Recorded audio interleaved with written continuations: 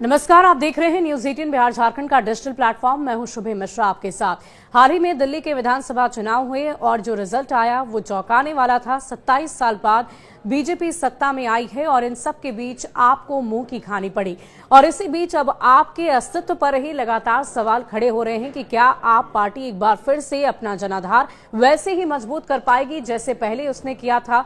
क्या एक बार फिर से सत्ता में उसकी वापसी हो पाएगी या पंजाब में भी वो उसकी स्थिति वैसी ही होगी जैसी दिल्ली में हुई है। लेकिन इन सब के बीच खबर ये आ रही है कि आम आदमी पार्टी ने अब नए तरीके से रणनीति बनाने पर फोकस शुरू कर दिया है और इसी के तहत पूरी तैयारी पंजाब को देखते हुए की जा रही है। क्या है ये तैयारी और क्या बदलाव आम आदमी पार्टी की तरफ से किए गए हैं, आपको पूरी जानकारी विस्तार में देते हैं। दिल्ली विधानसभा चुनाव में हार से सबक सीखते हुए आम आदमी पार्टी ने कुछ निर्णय लिए हैं। आपके सूत्रों ने यह बताया है कि दिल्ली में हार के बाद कुछ लक्ष्य तय किए गए हैं।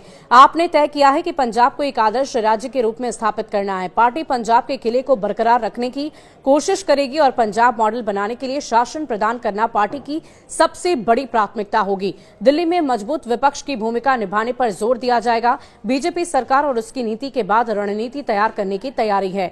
आम आदमी पार्टी अब राष्ट्रीय स्तर पर अपने संगठनात्मक विस्तार के लिए कमर कस चुकी है।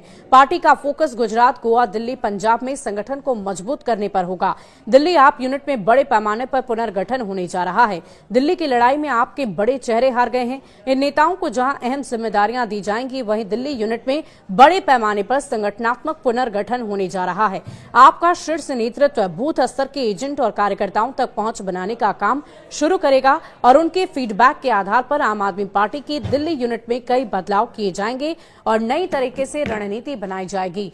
तो इन्हीं रणनीतियों में बदलाव के तहत आम आदमी पार्टी पूरी कोशिश में लगी हुई है कि किसी भी तरीके से एक बार फिर से उसी जनाधार को लेकर वो वापस लौटे और साथ ही साथ अलग अलग राज्यों में उसकी पकड़ वैसी ही जमीनी स्तर पर बनी रहे जैसे पहले बनी हुई थी। देखने वाली बात होगी कि इस रणनीति में बदलाव से आम आदमी पार्टी को कितना फायदा मिलता है। शुक्रिया।